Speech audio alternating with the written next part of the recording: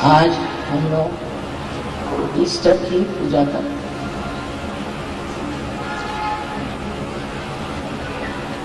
आज सजोगियों के लिए एक महत्वपूर्ण दिन है, क्योंकि ईसा मसीह ने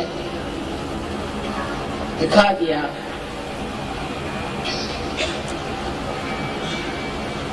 कि मानव का उत्थान हो सकता है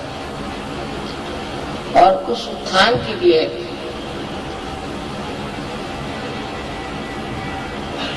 हमें प्रयत्नशील रहना चाहिए। जो उनको क्रूस पे चढ़ाया गया उसमें भी एक बड़ा अर्थ है कि क्रूस पर टांगकर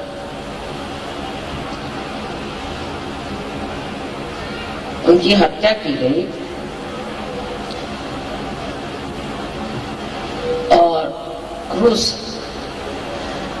आज्ञा चक्र पे एक स्वस्तिक का ही स्वरूप है, उसी पर टांग करके और ईसा मसीह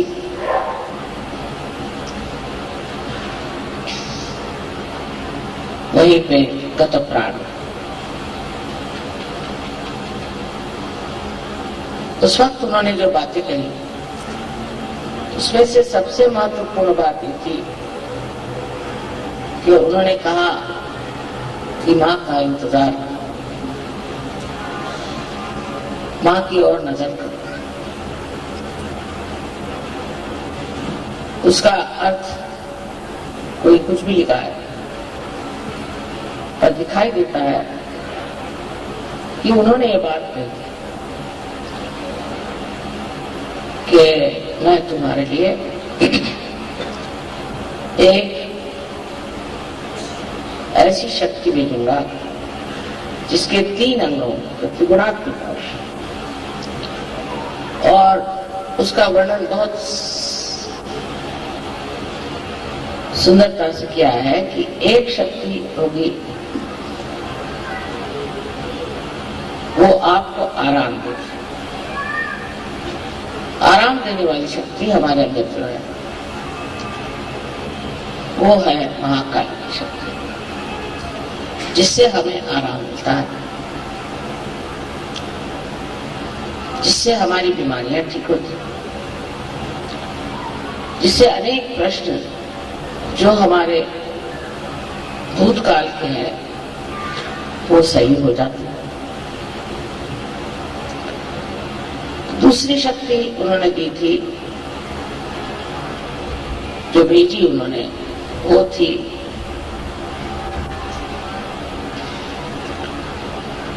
महासरस्वती। महासरस्वती तो उन्होंने काउंसिलर कहा, माने जो आपको समझाएगी, उपदेश करेगी, जैसा वर्णन ने योग निरूपण कराएगी। यह दूसरी शक्ति से जिससे हम ज्ञान, सूक्ष्म ज्ञान को प्राप्त हो। और तीसरी शक्ति महालक्ष्मी की, जिससे कि हम अपने उत्थान को प्राप्त होंगे, रिडम्पशन। इस प्रकार 3 शक्तियों की उन्होंने बात की थी। और बुद्ध ने भी कहा था कि मैं तुम्हें मात्रया भेजूं, माने 3 तरह की माँ, 3 तरह की माता या माताएं एकत्रित आएंगी। मात्रया लोगों को समझा मात्रया क्या होता है, मैत्रेया करते हैं। ये जो मात्रया थी ये एक साथ आदिशक्ति नहीं हो सकती, और आदिशक्ति को उन्होंने कहा तो जरूर होगा कि प्राइमोर्डियल मदर, लेकिन जिन्होंने बाइबल को ठीक किया उन्होंने उसको होली घोस्ट बना दिया। और उसकी जगह एक कबूतर बना दिया। क्योंकि जिन्होंने बाइबल को ठीक किया उनको स्त्री जाति से बहुत नफरत थी और वो विश्वास ही नहीं कर सकती कि कोई स्त्री भी कोई ऐसा ऊंचा कार्य कर सकती थी। उस नफरत के कारण उन्होंने उसका रूप अजीब सा बना दिया, होली घोस्ट। और दूसरी बात कही कि वो एक कबूतर, कबूतर का मतलब है कि वो एक शांति की दूत हो। लेकिन स्त्री की बात ही नहीं कि वो कोई स्त्री होगी या नारी होगी। और अपने शास्त्रों में कहा गया है कि सहस्त्रारे महामाया,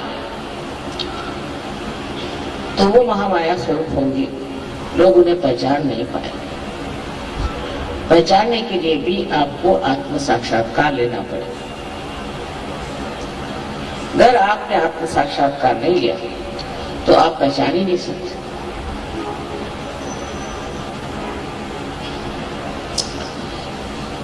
अपने जीवनी में उन्होंने जितना खुलकर कह सकते कहा, न जाने उसमें से कितनी बातें इन्होंने बताई और कितनी नहीं बताई और छुपाई, तो भी कुछ कुछ सत्य उसमें प्रकटित है, उसको वो नहीं बदल सके।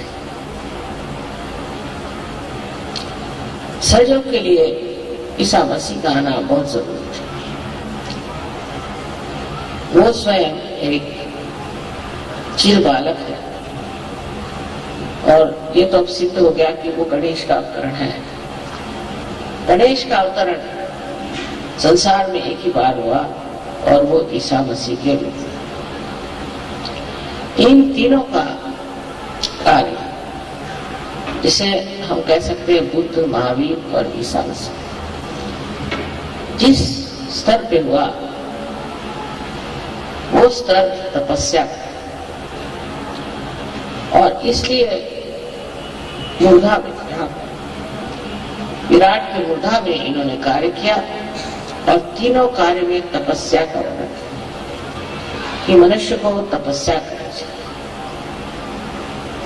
और तपस्या करके ही वो आज्ञा चक्र को भेद सकता है और बाहर जा सकता है।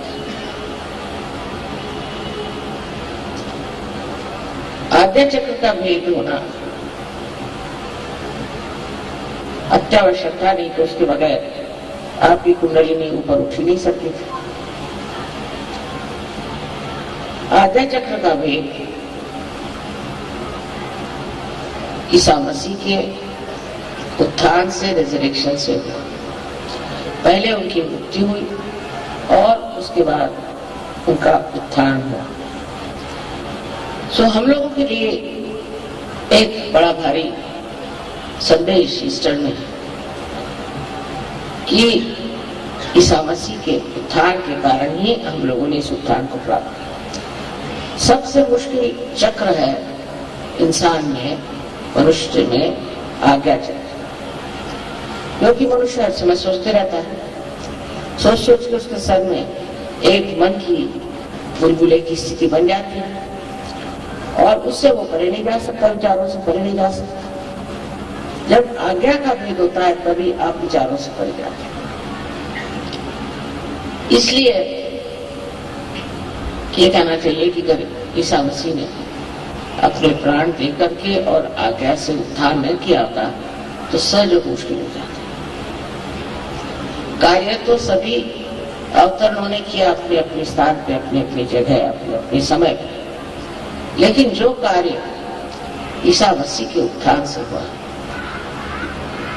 ये बहुत ही कमाल की चीज थी। इसीलिए आज्ञा का खोलना कोई मुश्किल चीज नहीं, आज्ञा से ऊपर उठाना कोई मुश्किल चीज नहीं।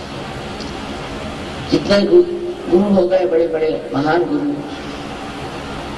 उन्होंने बहुत कार्य करे, उन्होंने बहुत कुछ ऐसी बातें करी जो जिसके कारण लोगों में जागृति हुई,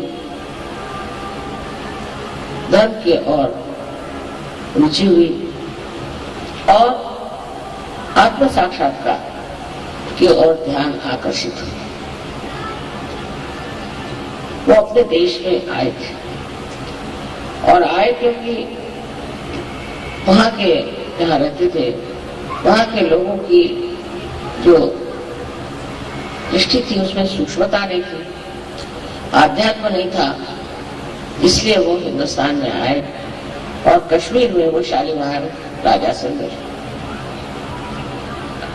शालीमार ने उनसे पूछा कि तुम्हारा क्या नाम है? तो उन्होंने कहा कि मेरा नाम ईसा मसीह। मसीह माने जो कोई संदेश लेकर आता। और मैं उस देश से आ रहा हूं जहां सब म्लेच्छ माने जिनको मल की इच्छा थी। अब आप देखते हैं कि विदेशी जितना भी कार्यक्रम होता है वो मल की इच्छा करते हैं। लोगों को पता नहीं कैसे मल ही अच्छा लगता है, एकदम पागलपन ही अच्छा लगता है। आप उनकी फिल्में देखिए तो समझ में आता है कि ये पागल है कि क्या है। सो हमारे देश में पहले लोगों को म्लेच्छ कहते थे, माने मल की इच्छा करने वाले म्लेच्छ। और इनको मल की इच्छा है और मैं वहां कहाँ जाऊं, मेरा तो देश यही है क्योंकि मैं आध्यात्म में पढ़ा। तो शालीमार ने कहा कि आप इतने पहुंचे पुरुष हैं तो आप वापस और अपने ही देश में एक शब्द उन्होंने कहा कि निर्मल तत्वम, प्रिंसिपल ऑफ प्यूरिटी, वो लोगों को सिखा। बहुत जरूरी, अगर आपने निर्मल तत्व वहां बना दिया तो लोग जो है म्लेच्छ तरह से छुटकारा पा। वो गए वापस, सिर्फ किसी तरह से 3.5 साल रहे और फिर उनको पकड़ के क्रॉस पे चढ़ाया। वो उनको विदित था, वो जानते थे कि ये करना जरूरी है, लेकिन जिस शान से उन्होंने अपने प्राण त्याग, एक अद्भुत व्यक्तित्व था, ये जाहिर होता। और इतने थोड़े से साल में 3.5 साल उन्होंने अपनी जीवनी में जो कार्य किए हैं वो बहुत महान है। ये जरूर है कि वो किसी को आत्म साक्षात्कार दे नहीं पाए, क्योंकि उस वक्त ऐसे सत्य को खोजने वाले नहीं थे जैसे आपको। मेरे नसीब अच्छे हैं और इसलिए ये कार्य जो हुआ वो आत्म साक्षात्कार के पहले का कार्य हुआ। माने ये कि लोगों ने जाना कि इस मनुष्य जीवन से परे भी कोई और जीवन है। उन्होंने उसमें कहा कि तुम्हें फिर से जन्म लेना, खुद भी उनका उत्थान फिर से जन्म लेगी। और अपने यहां भी कहते हैं कि दूसरा जन्म जैसे एक अंडे से पक्षी निकलता है, उसी प्रकार जब होता है तभी उसे द्विज कहना चाहिए, जिसका दूसरे बार है। और जब उसका परिवर्तन हो जाता पूरी तरह से और उसमें पूर्णतया शक्ति आ जाती, तो संसार में कहीं भी उड़ के चला जाता, उसके पास सारी संचार शक्ति आ जाती। आपको तो मालूम है कि साइबेरिया से पक्षी उड़ करके किस तरह से हिंदुस्तान आते, जाड़े में यहाँ आते और गर्मियों में वहां जाते। ना उनके पास कोई रडार है, एरोप्लेन है, कुछ नहीं। कैसे आते बराबर उसी जगह आते, जिस तालाब के पहले आते थे उसी जगह आते। उनके बच्चे भी वहीं आते। एक बार इन्होंने प्रयोग किया, एक्सपेरिमेंट किया कि कुछ बच्चों को छुपा, तो उन्होंने खोज निकाला अपने बच्चों को, लेकिन कुछ बच्चों को खोजा भी नहीं था, वो उड़ के बराबर चले आए सीधे हिंदुस्तान। उनका कोई अगुआ नहीं था, उनको कोई बताने वाला नहीं था, वो आ गए ठीक से।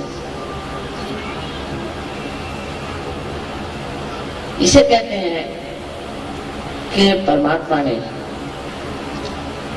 सारी व्यवस्था सारे संसार में इतनी सुंदर कर दी। वो किस लिए कि हम अपने रिजरेक्शन को प्राप्त करें। मैं तो इसको ब्लॉसम टाइम कहती हूँ। कितने लोग आज आप यहाँ बैठे हैं, ऐसे ईसा मसीह के सामने कहा थे, और इससे हजारों गुने और जगह लोग हैं। देख करके बड़ा आश्चर्य होता है कि ईसा मसीह के सामने ये सब लोग नहीं थे, और नहीं कोई जानता था कि आत्म साक्षात्कार क्या है और आत्म साक्षात्कार प्राप्त करना क्यों जरूरी है। आज भी अपने देश में भी ऐसे हैं अंधे लोग जो नहीं समझते इस बात को। पर हमारे यहाँ जो महान गुरु हो गए उनकी वजह से एक बड़ी भारी समस्या दूर हो गई है कि लोगों को इसके बारे में मालूम। सब जानते हैं कि हमें दूसरा जन्म लेना है, अपने को पहचानना है। सारे ही इतने सूफी लोग हैं यही बात कहते हैं। इतना ही नहीं, पर जो कुछ भी शास्त्र लिखे गए कोई से भी धर्म है उसमें भी यही बात कहते हैं। आज का दिन इसलिए हमें मुबारक है कि आज तो बंगाल का नया साल है, और इसीलिए इसके पुनरुत्थान की भी बात हो सकती है। ये पुनरुत्थान आज बंगाल में हम लोगों ने जो मनाया है, इसका जरूर फायदा बंगाल में होगा।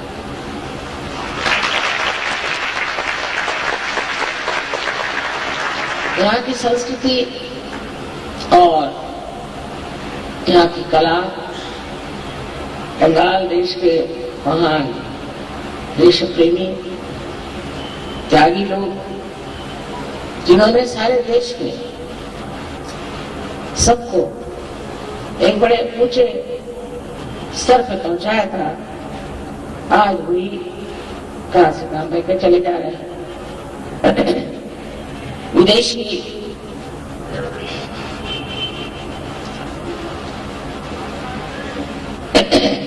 व्यवस्था खत्म हो गई, चले गए। लेकिन अब कहीं अधिक हम लोगों ने विदेशी संस्कृति को लेना स्वीकार किया, और उसको लेकर के हम ये भी नहीं सोचते कि वो लोग कहाँ पहुंचे। हम लोग ये जानते नहीं कि इन लोगों की क्या दशा, ये कहाँ पहुंचे, इन्होंने क्या पाया हुआ।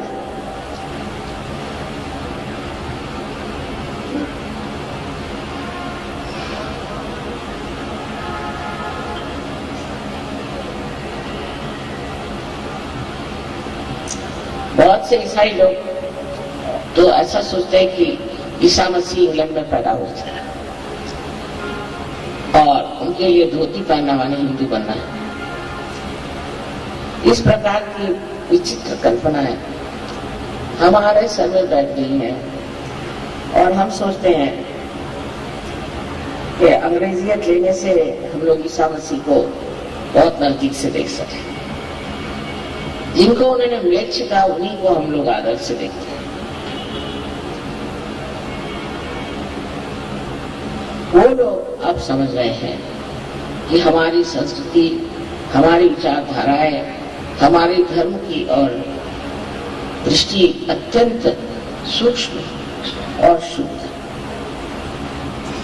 और यहाँ के लोग बहुत जल्दी सहयोग को प्राप्त कर सकते हैं। तो आपने देख लिया, लेकिन सहयोग को चाहिए कि आपस में पूर्णतया मेल मुलाकात है, और ये जो उत्थान का संदेश है वो हर जगह पहुंचा, क्योंकि आज आपका देश जिस दशा में है उसकी दशा परिवर्तन के सिवाय ठीक हो ही नहीं सकती, आध्यात्म के सिवाय ठीक हो नहीं सकती है।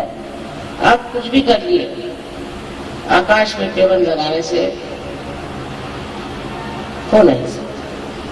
इसी प्रकार कोशिश ये करनी चाहिए कि एक एक आदमी को सोचना चाहिए कि हम कितने लोगों को सहयोग के बारे में बताते हैं और हम कितने लोगों को सहयोग देते। ईसा मसीह बिल्कुल अकेले थे, उनके साथ कोई भी नहीं था और सिर्फ 12 उनके शिष्य थे।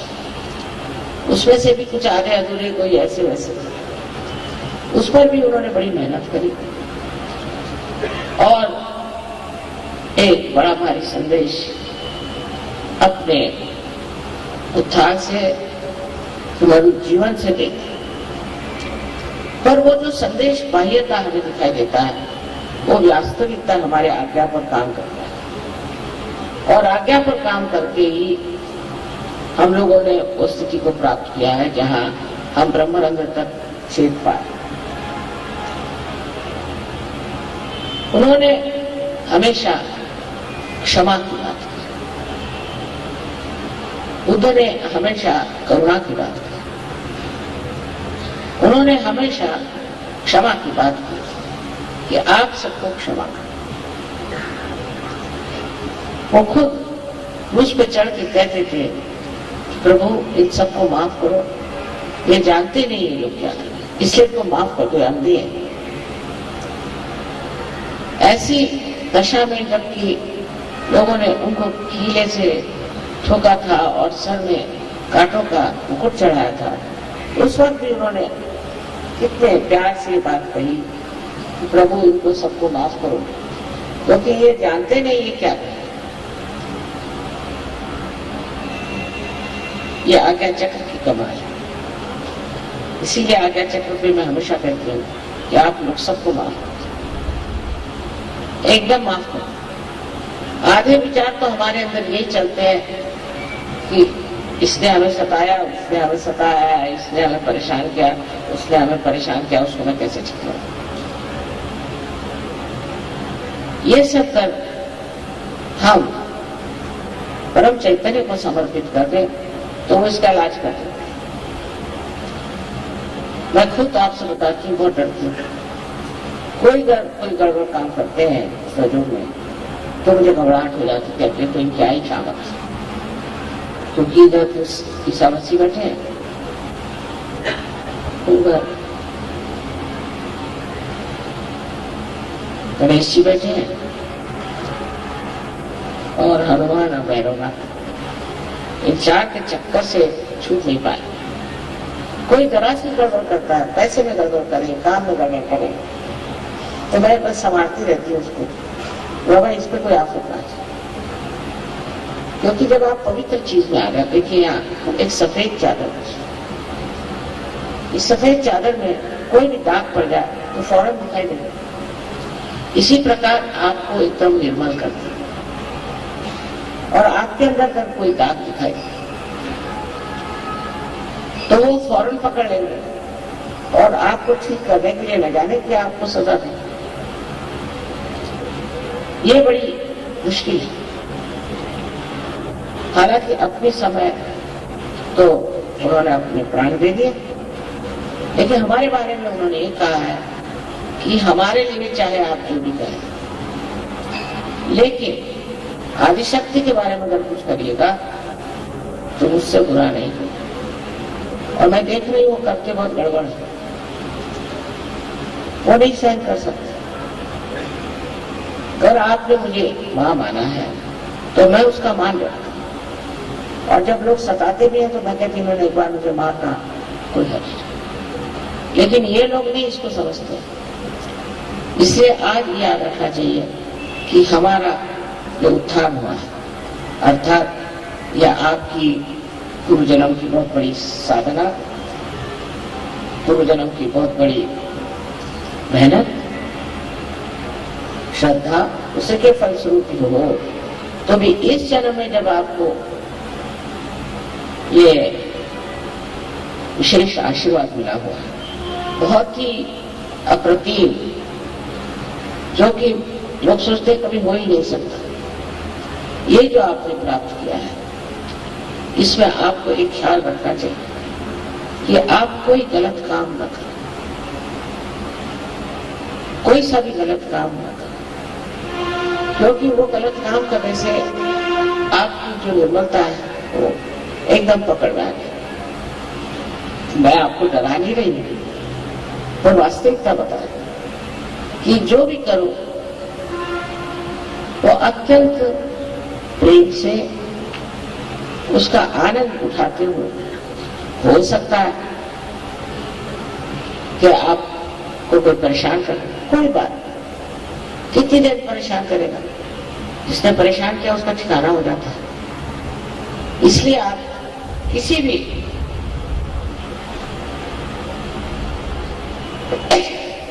स्तर पे भूलना नहीं, किसी भी प्रांगण एरिया में भूलना नहीं कि आप एक सज हो।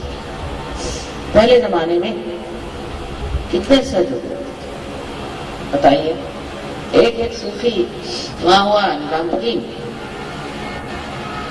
तो उनकी गर्दन काटने को शाह निकल आए। उन्होंने कहा कि तुम मेरे सामने घर सर झुकाओगे नहीं, मैं तुम्हारी गर्दन काटूंगा। दूसरे दिन उसकी गर्दन काटूंगा। सोगर कोई ऐसा होगी तो डरने की कोई बात नहीं। अगर डरना है तो ये करना कि ये प्रभु इसको बचाओ, इसका पता नहीं क्या होगा, क्योंकि आप लोग परमात्मा के साम्राज्य औरों जैसा हाल नहीं है।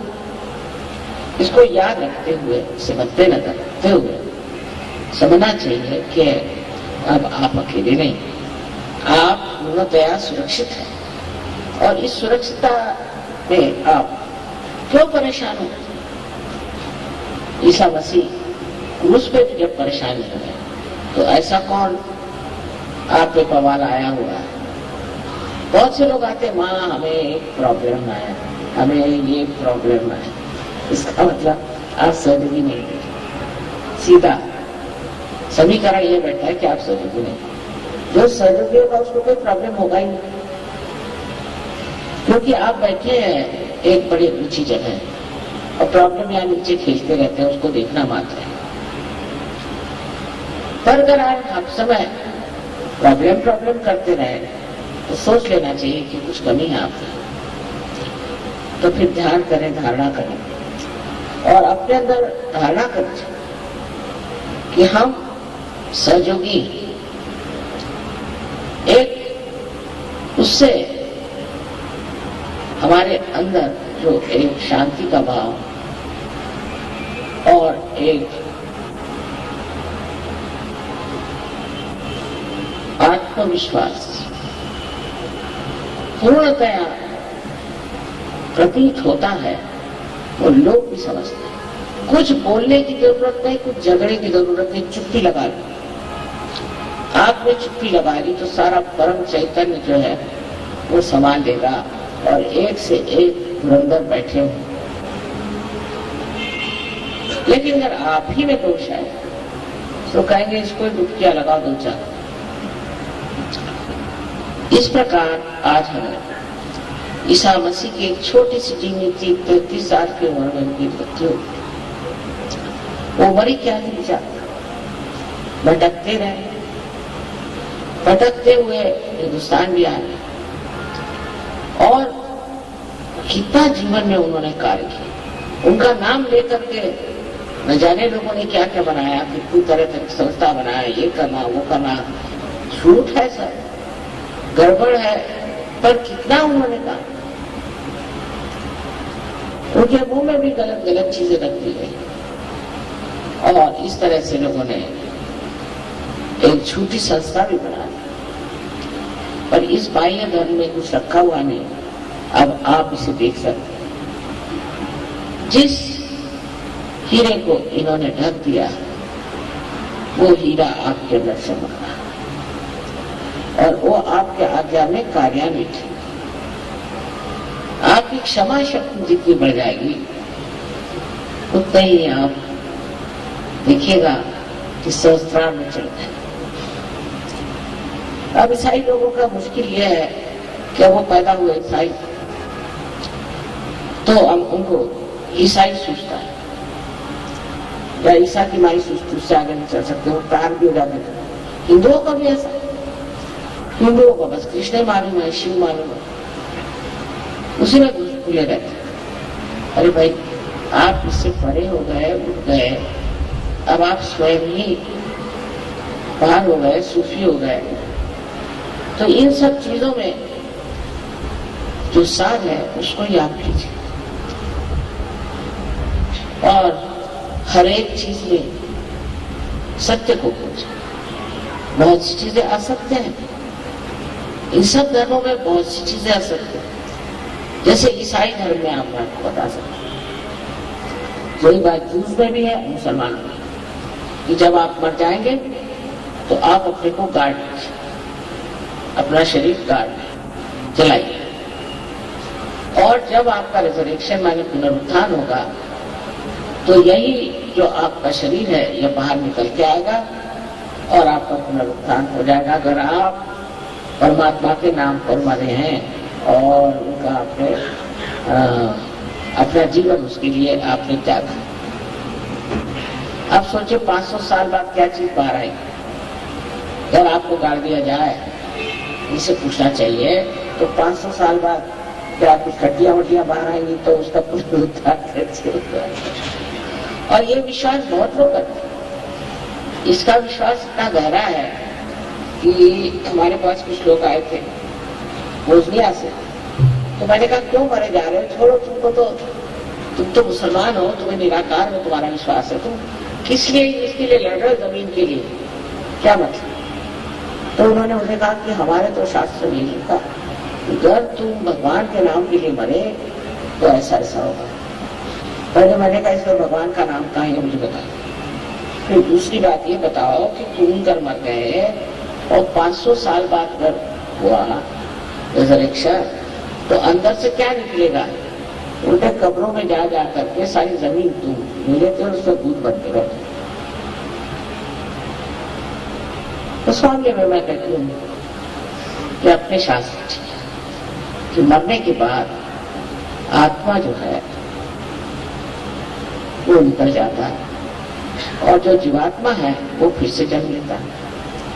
वो तो ठीक बात है, क्योंकि जीवात्मा मरता है, लेकिन शरीर 500 साल बाद उसका पुनरुत्थान होगा, ऐसी बात का विश्वास करना महामूर्खता है। और कभी कभी मैं सोचती हूँ कि इतने महामूर्खता को लेकर के ये लोग आपस में लड़ रहे हैं।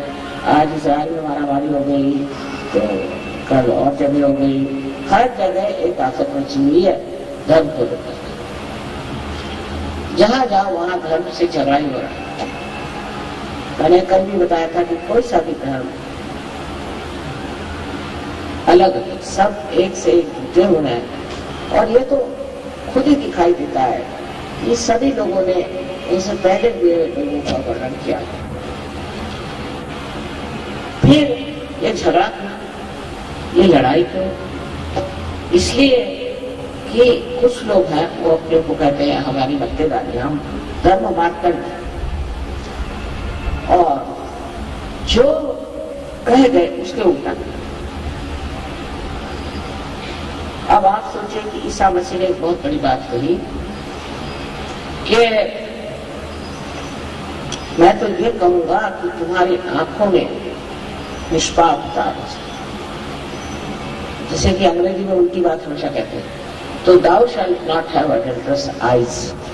कितनी सूक्ष्म बात है, thou shalt not have adulterous eyes। ये नहीं कि adulterous eyes भी नहीं होनी चाहिए, चित्त में भी adultery नहीं होनी चाहिए, बड़ी सूक्ष्म बात है।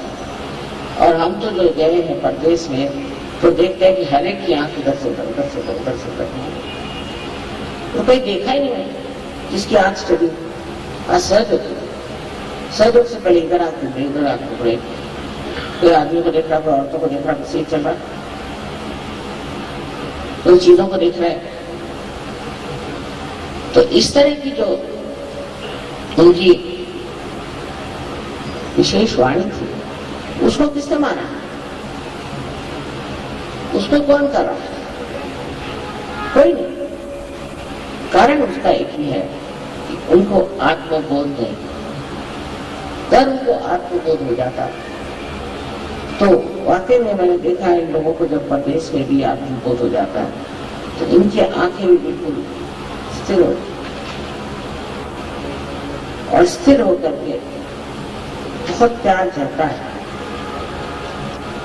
शांति, और आनंद। ये कहां से हो गया? ये कैसे हुआ?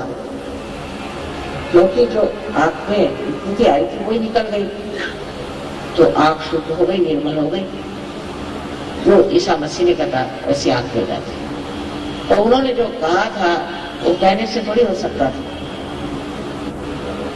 और प्रदेश में तो ये बीमारी जरूरत से ज्यादा। तब हम लोगों को क्या समझ में आता है कि जो कुछ उन्होंने कहा वो हम करने का। हर एक धर्म में ऐसा,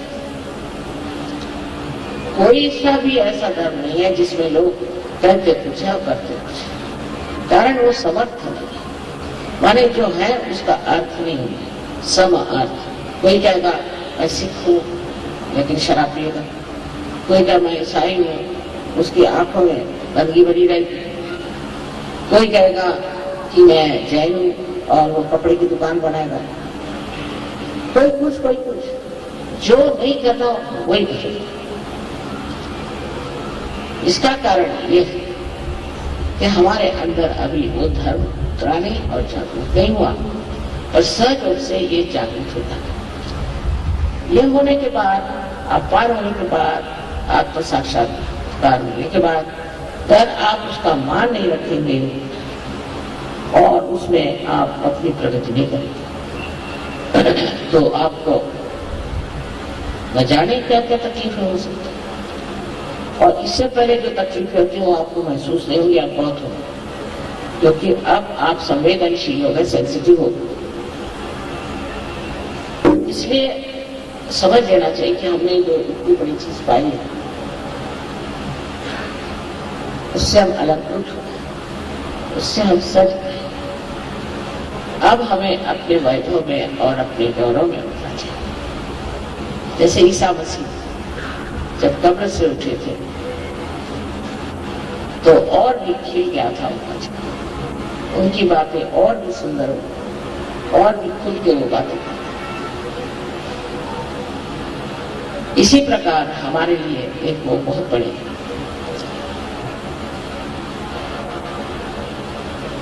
सहयोगी है अल्लाह जी, लेकिन उन्होंने प्राप्ति किया होता, प्राप्त करके आए थे और आपके लिए उन्होंने अपने प्राण त्यागे कि आपका आज्ञा।